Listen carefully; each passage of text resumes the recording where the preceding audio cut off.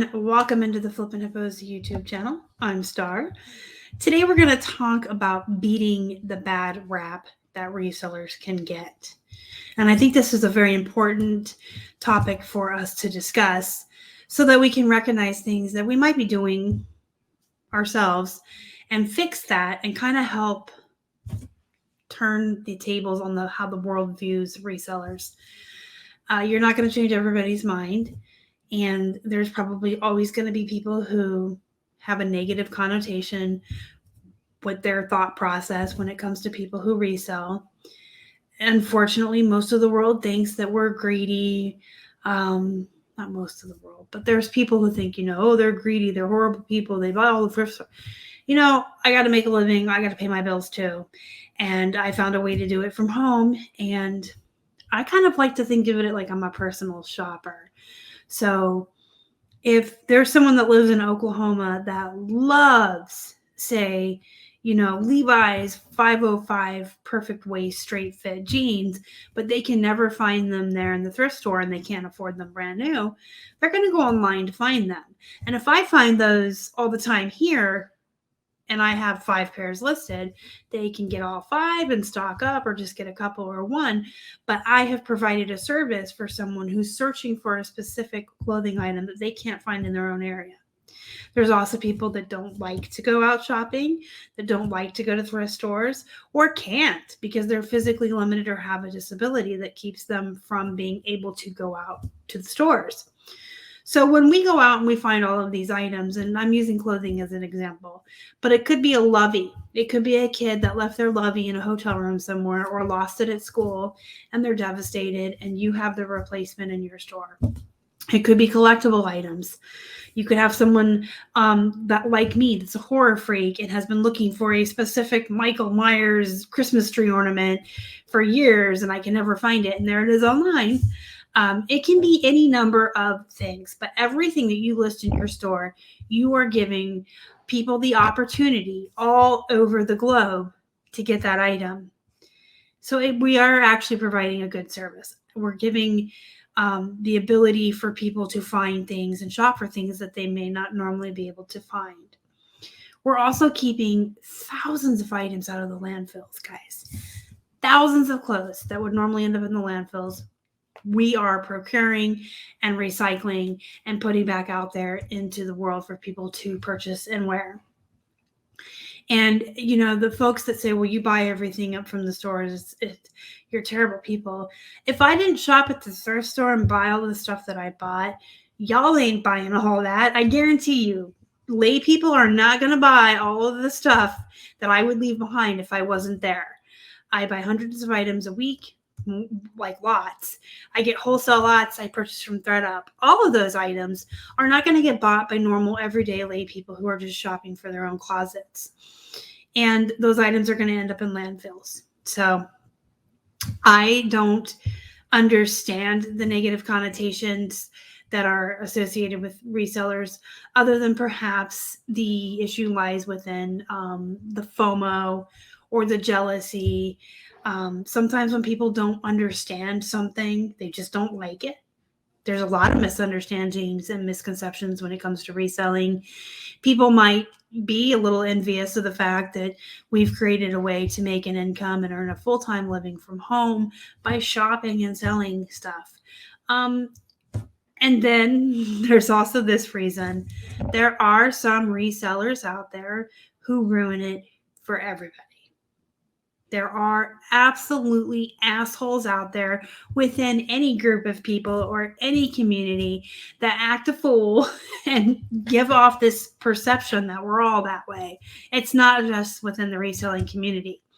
When people from a certain group or certain community continue to behave badly and be jerks, people assume the entire group of people or community is that way. It's unfortunate. But when you see, if you're not a reseller and you go on YouTube or Instagram and you just see tons of resellers who are flexing, and it's okay to show off what you make, what you sell, what you have, what you bought with your reselling money. But there's kind of a vibe that you give off when you're genuinely excited and happy. This is what I do for a living, and this is what I was able to pay off or got or buy or get, But then we all know who they are. There's ones that are just like, I'm selling snake oil from a wagon in the 1800s and it's all fake, and you can too. People see that, they think we're all like that. I mean, YouTubers have a really big rap, the reselling community YouTubers. I see entire threads full of comments all the time on Facebook and Reddit, just people saying that all YouTubers are dishonest, all YouTubers exaggerate their numbers, all YouTubers are this, all YouTubers are that. And I'm saying reseller YouTubers, I should clarify. And it's like, I'm not like that. I have a lot of friends who aren't like that. But if you have a couple who are, and people see them, or are exposed to them and over again and more than one, they're going to think that we're all that way, and it's not true. There are plenty of YouTubers in the reselling community who are down to earth, honest, good people who don't exaggerate anything, who tell you how it is. I actually did a whole video on that about following honest resellers. I'll pop up for you at the end. But it's just like that. Like, even within our own community, there's some of us that hate on each other because it's like, well, I saw 5 YouTubers in the last 10 years who did this, so they all must be that way. No. And you're doing exactly what you don't want the rest of the world to do when it comes to us as a whole. But yeah, there are bad eggs. There are bad people. And unfortunately, they're usually the ones that are in the limelight, so to speak. So the folks that are doing nothing wrong, just toeing the line, being a reseller, making a living, minding their business, aren't the ones that are being shoved in people's faces. So we all have to suffer sometimes because there's a couple of bad eggs. You guys know that. So what can we do to help offset these negative connotations and these negative beliefs and these negative assumptions and stereotypes that come with resellers? What can we do when we are out interacting with the world, whether it's our buyers on the platforms or the workers at the thrift store or the people at the yard sales? What can we do as individuals to bring a more positive light and for people to go, oh, hey, well, this guy was cool, or she's so super nice? And maybe kind of, I don't know that we can change the whole world, how they think about us, but I always feel like if I can change 3 people's minds that at least think I'm a nice person, they might be a little more considerate and willing to have an open mind when they meet the next 3 resellers. So one thing you can do is when you're at thrift stores, put stuff back.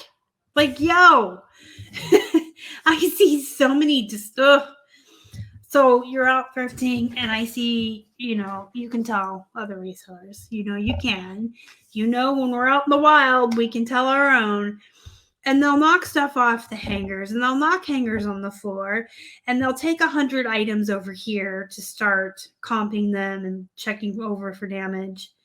And they choose 50 that they're going to buy, and the other 50 they just leave on a couch in the middle of Salvation Army, or they just leave strewn across a chair. No, do not do that. You are making us all look like garbage. You are making us all look like slobs and bad people. If you knock stuff off of a hanger, put it back on the hanger. And if you're too lazy to do that, at least toss it over the rack. And you absolutely should be checking over your items before you go to checkout. There absolutely should be one last quality assurance check before you leave the store. I always recommend that. And I always recommend comping stuff you're unsure of, but at the end, so you can get through everything as quickly as you can, and anything that's a possibility, take it. And then you check at the end for damages and comps, and anything you don't want, put it back. It's not that hard. Just put it back where you got it. Don't give us all resellers this reputation of, well, they take 100 items and then they only buy 20 and they leave everything a mess. And a lot of you do that. Maybe not you watching this, but a lot of resellers, at least I have seen, and I have thrifted in Pennsylvania, Vegas, North Carolina, Florida, and a couple of other states, and many different cities in all of these states. And I see it everywhere I go. So just be conscious of what you're doing. Pick up after yourself. Put your items back if you don't want them. Another thing that you can do, which has twofold reasons for, and I'll explain, take your hangers off and put your items neatly together. And if you're at a place like Salvation Army and it's everything is half off day, I always take the hangers off and then I stack them by price. So I'll have a stack of $9.99, $7.99, $6.99.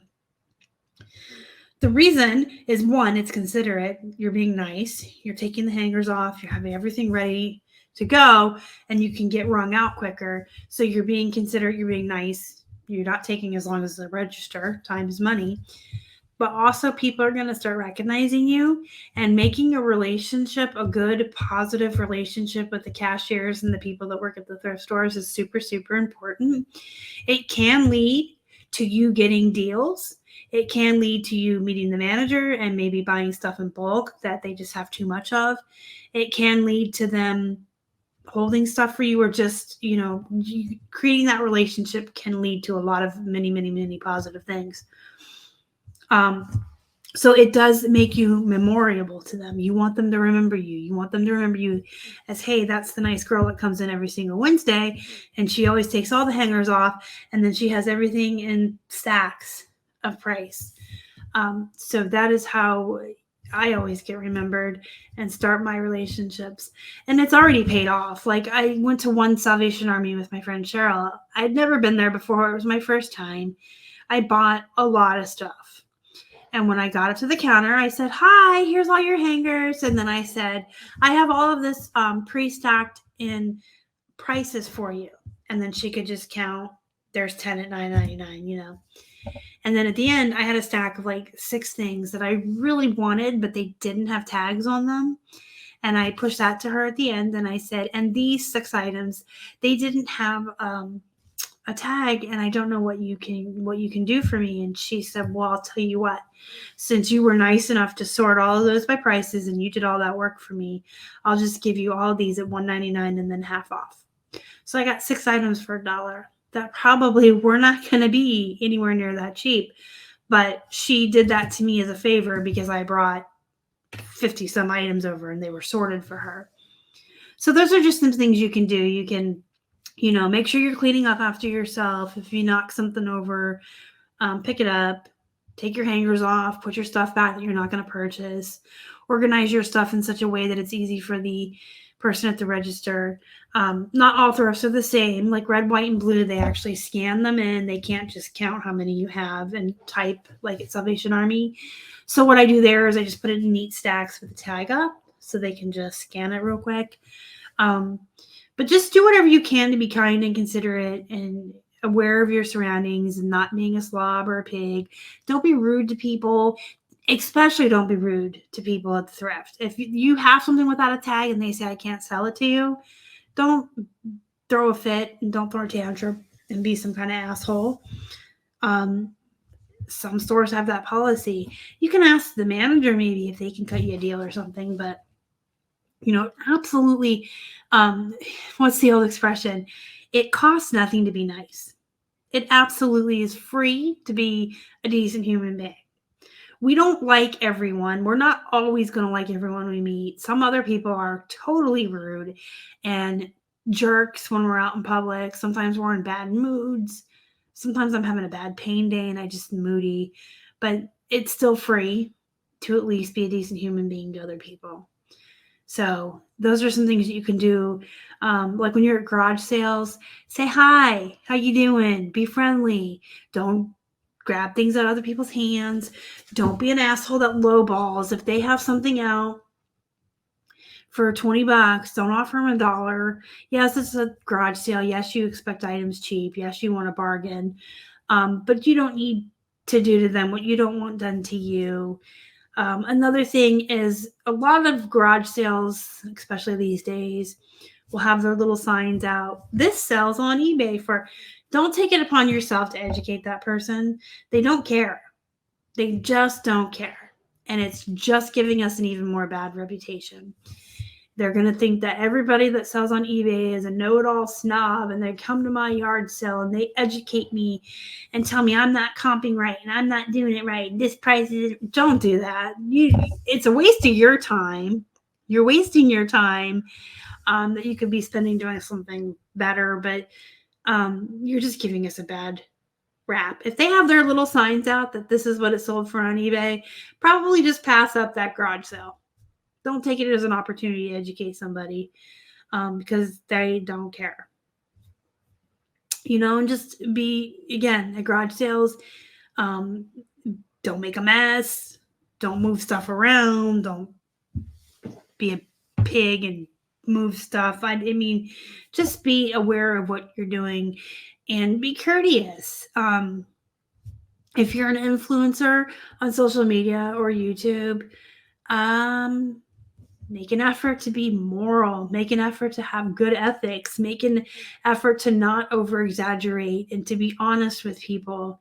And, it's absolutely okay to show off. I found these brands. I sold this for X amount. I've been reselling and paid off my debts and bought a car. That's great. People love to see your successes. But there's a fine line between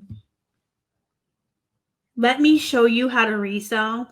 Let me teach you. Let me show you what I do. This is how successful I am, and you can too. There's a fine line between that and I'm not teaching anybody anything anymore, and I'm just showing my stuff off.